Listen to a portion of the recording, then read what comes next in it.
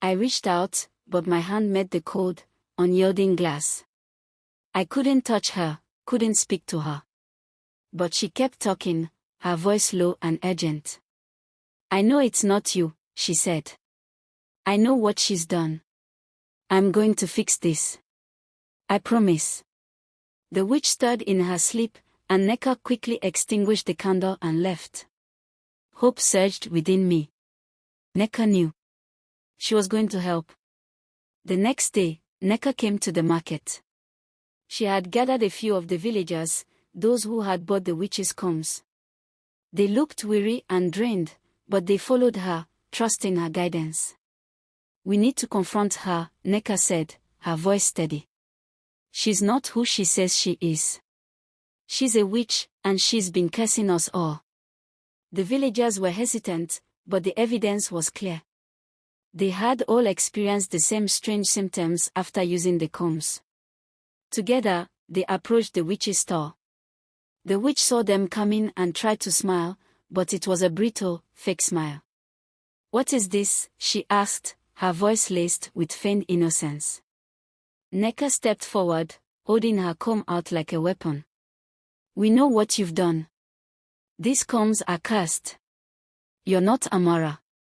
You're a witch. The witch's eyes narrowed, and for a moment, I saw fear in them. But she quickly masked it with anger. How dare you accuse me, she spat. You're all just sick, and you're looking for someone to blame. The villagers hesitated, unsure. But Nneka stood firm. Prove it, she said. If you're not a witch, then break the combs. Let us see if the curses are lifted. The witch hesitated, and that was all the proof the villagers needed. They surged forward, grabbing the combs and smashing them on the ground. As each comb broke, a faint wail echoed through the air, and I felt a shift in the mirror. Suddenly, I was free. I stumbled out of the mirror, gasping for breath. The villagers stared in shock as I emerged, looking exactly like the witch they had just confronted.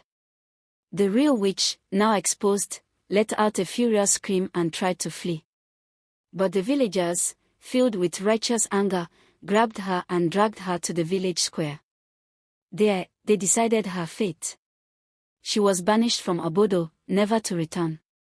As she was led away, she cursed us all, but her power was broken. Nneka rushed to me and hugged me tightly. I knew it wasn't you, she whispered. I knew you would never do those things. Tears filled my eyes as I hugged her back. Thank you, I said. You saved us all. Life slowly returned to normal in the village.